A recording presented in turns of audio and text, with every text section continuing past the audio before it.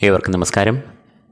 July മാസം 1-ാം തീയതി മുതൽ ജൂലൈ 31-ാം തീയതി വരെയും നീളുന്ന ജൂലൈ മാസത്തെ ഫലങ്ങളാണ് ഇന്ന് നാം ഇവിടെ വിശദമായി വിശകലനം ചെയ്യുന്നത്. അതിന് മുന്നോടിയായി നമുക്ക് ജൂലൈ മാസത്തെ നവഗ്രഹങ്ങളുടെ സഞ്ചാരം ഒന്ന് പരിശോധിക്കാം. സൂര്യൻ ജൂലൈ 16-ാം തീയതി വരെയും മിഥുന രാശിയിൽ സഞ്ചരിക്കുന്നു. തുടർന്ന് ജൂലൈ 17 മുതൽ കർക്കിടക രാശിയിൽ സഞ്ചരിക്കുന്നു. ചൊവ്വ ജൂലൈ 27 വരെയും ചിങ്ങത്തിൽ സഞ്ചരിക്കുന്നു. തുടർന്ന് കന്നിരാശിയിൽ സഞ്ചരിക്കുന്നു. ബുധൻ ഈ മാസം മുഴുവനും കർക്കിടകത്തിലാകും സഞ്ചരിക്കുക. വ്യാഴം മിഥുനത്തിൽ തൻ്റെ സഞ്ചാരം തുടരുന്നു. ശുക്രൻ ജൂലൈ 25 വരെയും തൻ്റെ സ്വക്ഷേത്രമായ ഇടവത്തിലും തുടർന്ന് മിഥുനത്തിലും സഞ്ചരിക്കുന്നു. അതായത് ഭൂരിഭാഗവും ശുക്രൻ സഞ്ചരിക്കുന്നത് ഇടവത്തിൽ ആണ്. ശനി മീനരാശിയിൽ തൻ്റെ സഞ്ചാരം തുടരുന്നു. രാഹുകേതുക്കൾ തങ്ങളുടെ സഞ്ചാരം കുംഭരാശിയിലും ചിങ്ങരാശിയിലുമായി തുടരുന്നു. അപ്പോൾ മേൽപ്പറഞ്ഞ ഗ്രഹങ്ങളുടെ സഞ്ചാരഫലമായി നമുക്ക് ഓരോ കൂറുകാരുടെയും ജൂലൈ മാസത്തെ ഫലങ്ങളിലേക്ക് പ്രവേശിക്കാം. മിഥുനക്കൂർ മകയിരം 2-ാം പകുതി, തിരുവാതിര, പുണർദം 3/4 എന്നീ നക്ഷത്രങ്ങളാണ് ഈ കൂറിൽ വരുന്നത്. സൂര്യൻ ഈ കൂറുകാരുടെ 1, 2 എന്നീ ഭാവങ്ങളിൽ കൂടിയാകും ഈ മാസം സഞ്ചരിക്കുക. ഈ 2 ഭാവങ്ങളും സൂര്യൻ്റെ അനിഷ്ടഭാവങ്ങൾ ആകയാൽ സൂര്യൻ ഇവർക്ക് അനുകൂലമായ ഫലങ്ങളെ നൽകില്ല. ജന്മത്തിൽ കൂടി സഞ്ചരിക്കുന്ന സൂര്യൻ അനിഷ്ടമായ ഫലങ്ങളെ പ്രദാനം ചെയ്യാം. സൂര്യൻ ജന്മത്തിൽ സഞ്ചരിക്കുമ്പോൾ അത് ശാരീരികമായ വൈഷമ്യങ്ങൾ, അനാരോഗ്യം, രോഗദുരിതങ്ങൾ, അമിതമായ അധ്വാനം, മാനസികമായ സംഘർഷങ്ങൾ എന്നിവയെ എല്ലാം നൽകാം. 2 എന്നത് സൂര്യൻ്റെ അനിഷ്ടഭാവമാകുന്നു. 2 എന്നത് വാക്സ്ഥാനം, ധനസ്ഥാനം എന്നീ പേരുകളിൽ അറിയപ്പെടുന്നു. അതുകൊണ്ട് തന്നെ സൂര്യൻ അനിഷ്ടനായി സഞ്ചരിക്കുക എന്ന് പറയുമ്പോൾ അത് ഈ ഭാവങ്ങൾക്ക് ദോഷത്തെ നൽകാം. തൽഫലമായി സാമ്പത്തികമായ നഷ്ടങ്ങൾ, ക്ലേശങ്ങൾ, പ്രതിസന്ധികൾ എന്നിവയെ എല്ലാം നൽകാം. കൂടാതെ വാക്സ്ഥാനത്തെയും പ്രതികൂലമായി ബാധിക്കുന്നു എന്ന് പറയുമ്പോൾ അത് വാക്പിഴവുകൾ, അതേ തുടർന്നുള്ള കലഹങ്ങൾ എന്നിവയ്ക്കും സാധ്യതകളെ സൃഷ്ടിക്കാം. മിഥുന കൂറുകാരുടെ രാശ്യാധിപനായ ബുധൻ്റെ നില പരിശോധിക്കാം. ബുധൻ ഈ കൂറുകാർക്ക് ഏറ്റവും അനുകൂലമായ ഫലങ്ങളെയാകും ഈ മാസം നൽകുക.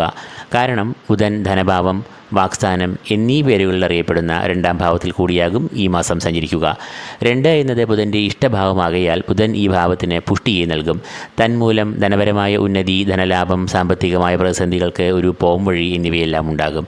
കൂടാതെ 2-ാം ഭാവം വാക്സ്ഥാനത്തെയും കുറിക്കുന്നു എന്നതിനാൽ ആശയവിനിമയം വളരെ മികച്ചതാകും. അതുകൊണ്ട് തന്നെ സാഹിത്യ മേഖലയിലുള്ളവർ, അധ്യാപകർ, അഭിഭാഷകർ എന്നിവർക്ക് രാശ്യാധിപനായ ബുധൻ ഏറെ ഗുണാനുഭവങ്ങളെ നൽകുന്നതാകും. ചൊവ്വയും ഈ കൂറുകാർക്ക് ഈ മാസം വളരെ ആനുകൂല്യം നൽകും. 27-ാം തീയതി വരെയും ചൊവ്വ ഇഷ്ടഭാവമായ 3-ൽ സഞ്ചരിക്കുന്നു. സഹോദരഭാവമെന്നും പരാക്രമഭാവമെന്നും അറിയപ്പെടുന്ന 3-ാം ഭാവം ചൊവ്വയുടെ ഇഷ്ടഭാവമാകുന്നു. 3-ൽ കൂടി സഞ്ചരിക്കുന്ന ചൊവ്വ ഈ കൂറുകാർക്ക് ഊർജം, ആത്മവിശ്വാസം, സകല പ്രതിസന്ധികളെയും ചെറുക്കാനുള്ള പോരാട്ടവീര്യം, ശത്രുനാശം, രോഗമുക്തി, കടങ്ങൾ, സാമ്പത്തിക ബാധ്യതകൾ എന്നിവയിൽ നിന്നും മോചനം എന്നിവയെ എല്ലാം നൽകും. കൂടാതെ ഈ സമയത്ത് ബന്ധുമിത്രാദികളുമായി നല്ല ആത്മബന്ധം, സമൂഹത്തിലും ഔദ്യോഗിക രംഗത്തും കീർത്തി, അംഗീകാരം എന്നിവയെയും നൽകും. മിഥുനക്കൂറുകാരുടെ ജന്മത്തിലാണ് സർവീശ്വരകാരകനായ വ്യാഴം സഞ്ചരിക്കുന്നത്. ജന്മത്തിൽ സഞ്ചരിക്കുന്ന വ്യാഴം അത്ര അനുകൂലമായ ഫലങ്ങളെ നൽകില്ല. എന്നാൽ അഷ്ടമത്തിലോ 12-ലോ സഞ്ചരിക്കുന്ന പോലെ ദോഷങ്ങളും നൽകില്ല. അതുകൊണ്ട് തന്നെ ഗുണദോഷ സമ്മിശ്രമായ അനുഭവങ്ങൾ ആകും ജന്മത്തിലെ വ്യാഴം നൽകുക. ജന്മം എന്നത് ശരീരത്തെ കുറിക്കയാൽ ശാരീരികമായ ചില വൈഷമ്യങ്ങൾ, മാനസികമായ ചില സംഘർഷങ്ങൾ എന്നിവ അലട്ടാം. എന്നാൽ അതിൽ നിന്നും മുക്തിയും ഇവർക്ക് പ്രാപിക്കും. അതുകൊണ്ട് തന്നെ ഈ കൂറുകാർ വ്യാഴത്തെ പ്രീതിപ്പെടുത്തുവാനായി മഹാവിഷ്ണു പ്രീതി വരുത്തുന്നതും വ്യാഴാഴ്ചകളിൽ ക്ഷേത്രദർശനം നടത്തുന്നതും അഭികാമ്യം ആകും. ഈ കൂറുകാരുടെ കളത്രഭാവാധിപൻ കൂടിയാണ് വ്യാഴം എന്നും അറിയുക. ശുക്രൻ ഈ കൂറുകാർക്ക് ഈ മാസം മുഴുവനായും അനുകൂലമായ ഫലങ്ങളെ നൽകും. കാരണം 12, 1 എന്നീ ഭാവങ്ങളിൽ കൂടിയാകും ശുക്രൻ ഈ മാസം സഞ്ചരിക്കുക. ഈ 2 ഭാവങ്ങളും ശുക്രൻ്റെ ഇഷ്ടഭാവങ്ങൾ ആകുന്നു. 12-ാം ഭാവം എന്നത് ചെലവുകളുടെ ഭാവം, അലച്ചിലുകളുടെ ഭാവം എന്നീ പേരുകൾ അറിയപ്പെടുന്നു.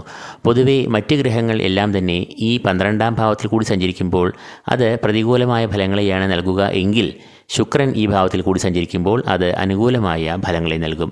ശുക്രൻ 12-ാം ഭാവത്തിൽ സഞ്ചരിക്കുമ്പോൾ ചിലവുകൾ നന്നേ കുറയും. കൂടാതെ ധനാഗമം, വിദേശത്ത് നിന്ന് ജോലി, വിദേശത്തു നിന്നുള്ള വരുമാനം, കാര്യജയം എന്നിവയെല്ലാം ഉണ്ടാകും.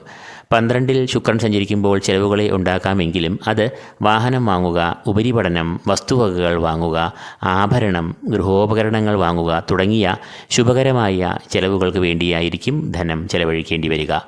തുടർന്ന് അവസാന വാരം മുതൽ ജന്മത്തിൽ സഞ്ചരിക്കുന്ന ശുക്രനും ഇവർക്ക് ശരീരസുഖം, മനസ്സുഖം, കുടുംബത്തിൽ ക്ഷേമം, ഐക്യം, ബന്ധുമിത്രാദികളുമായി ഏറെ നല്ല ബന്ധം, ധനലാഭം, തൊഴിൽ രംഗത്ത് നേട്ടം എന്നിവയെ എല്ലാം നൽകും. ശനി ഈ കൂറുകാരുടെ 10ാം ഭാവത്തിലാണ് സഞ്ചരിക്കുന്നത്. കർമ്മഭാവം എന്ന് അറിയപ്പെടുന്ന 10ൽ ശനി സഞ്ചരിക്കുന്നത് ഈ കൂറുകാർക്ക് തൊഴിൽപരമായ പ്രതിസന്ധികൾ, ഔദ്യോഗിക രംഗം, കർമ്മമേഖല എന്നിവിടങ്ങളിൽ ചില മാനസിക സംഘർഷങ്ങൾ, സഹപ്രവർത്തകരുമായി അഭിപ്രായ ഭിന്നതകൾ എന്നിവയെ എല്ലാം സൃഷ്ടിക്കാം. കൂടാതെ ബിസിനസ്, മറ്റ് സംരംഭങ്ങൾ എന്നിവയിൽ ധനം നിക്ഷേപിക്കുമ്പോൾ വളരെ കരുതൽ പുലർത്തുക, അല്ലെങ്കിൽ അത് ധനനഷ്ടങ്ങൾക്ക് കാരണമാകാം. രാഹു ഈ കൂറുകാരുടെ 9ാം ഭാവത്തിലാണ് സഞ്ചരിക്കുന്നത്. 9ാം ഭാവം എന്നത് രാഹുവിൻ്റെ അനിഷ്ടഭാവമാകുന്നു എന്നതിനാൽ ഈ കൂറുകാർക്ക് രാഹു പ്രതികൂലമായ ഫലങ്ങളെ നൽകാം. 9ാം ഭാവം എന്നത് ഭാഗ്യഭാവം എന്നാണ് അറിയപ്പെടുന്നത്. ഈശ്വരകടാക്ഷം, ഗുരുകടാക്ഷം, ഗുരുപുണ്യം, പിതൃപുണ്യം എന്നിവയെല്ലാം ഈ ഭാവത്തെ കൊണ്ട് നിർണ്ണയിക്കുന്നു. തൽഫലമായി ഈശ്വരകടാക്ഷം കുറയുന്ന സമയമാകും ഇത്. കാര്യതടസ്സം, കർമ്മവിഘ്നം എന്നിവയും ഉണ്ടാകാം. എന്നാൽ വിദേശവുമായി ബന്ധപ്പെട്ട ജോലി, പഠനം, ഉപരിപഠനം, ഗവേഷണം, ബിസിനസ് എന്നിവയിലെല്ലാം പുരോഗതിയും ഇവർക്ക് ഉണ്ടാകാവുന്ന കാലമാകും ഇത്. രാഹു ഈ കൂറുകാർക്ക് അനിഷ്ടമായ ഫലങ്ങളെയാണ് നൽകുന്നത് എങ്കിൽ കേതു ഈ കൂറുകാർക്ക് വളരെയധികം ഗുണാനുഭവങ്ങളെയും നേട്ടങ്ങളെയും നൽകുന്ന നിലയിൽ സഞ്ചരിക്കുന്നു. കാരണം കേതു ഈ കൂറുകാരുടെ 3ാം ഭാവത്തിലാണ് സഞ്ചരിക്കുന്നത്. 3ാം ഭാവം എന്നത് കേതുവിൻ്റെ ഇഷ്ടഭാവവുമാകുന്നു. സഹോദരഭാവം, ശൗര്യഭാവം എന്നീ പേരുകൾ അറിയപ്പെടുന്ന 3ാം ഭാവത്തിൽ കേതു സഞ്ചരിക്കുമ്പോൾ അത് സഹോദര ഗുണം, ബന്ധുമിത്രാദികളുമായി നല്ല ബന്ധം എന്നിവയെ നൽകും. കൂടാതെ ഏത് പ്രതികൂലമായ സാഹചര്യങ്ങളെയും പ്രതിസന്ധികളെയും തളരാതെ നേരിടുവാനും ലക്ഷ്യം കൈവരിക്കാനുമുള്ള ഊർജം, ആത്മബലം, ആത്മവിശ്വാസം, നിശ്ചയദാർഢ്യം എന്നിവയെ 3ലെ കേതു നൽകുന്നു. കേതു 3ൽ കൂടി സഞ്ചരിക്കുമ്പോൾ ശത്രുനാശം, രോഗമുക്തി, ആരോഗ്യം എന്നിവയും കൈവരുന്നു. കൂടാതെ നേതൃപാടവം, നായകത്വം, മത്സരവീര്യം എന്നിവ ഈ സമയത്ത് ഉയർന്നു കാണപ്പെടും. മത്സര പരീക്ഷകളിലും മറ്റും ഇവർ ഈ കാലത്ത് തിളക്കമാർന്ന വിജയം കൈവരിക്കും. കൂടാതെ സാമ്പത്തികമായും ഈ സമയം പുരോഗതി, ധനലാഭം എന്നിവയെല്ലാം ഉണ്ടാകാവുന്നതാണ്. അപ്പോൾ മിഥുനക്കൂറുകാർക്ക് രാശിയാധിപനായ ബുധൻ ഈ മാസം ഇഷ്ടഭാവങ്ങളിൽ സഞ്ചരിച്ചുകൊണ്ട് വളരെ ഗുണാനുഭവങ്ങളെ ഈ കൂറുകാർക്ക് നൽകുന്നു എന്നത് ഏറെ ശുഭദായകം ആണ്.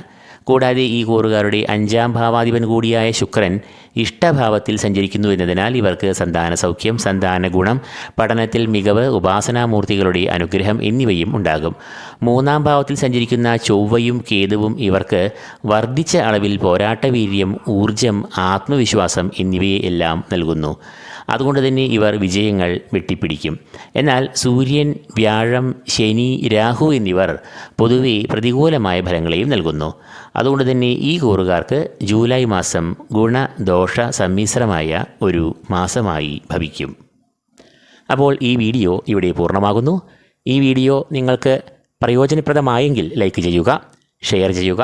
കൂടാതെ ഈ ചാനൽ സബ്സ്ക്രൈബ് ചെയ്യാത്തവർ സബ്സ്ക്രൈബ് ചെയ്യുക. ഏവർക്കും ഈശ്വര കടാക്ഷങ്ങൾ നേർന്നുകൊണ്ട് നിർത്തുന്നു. നന്ദി, നമസ്കാരം.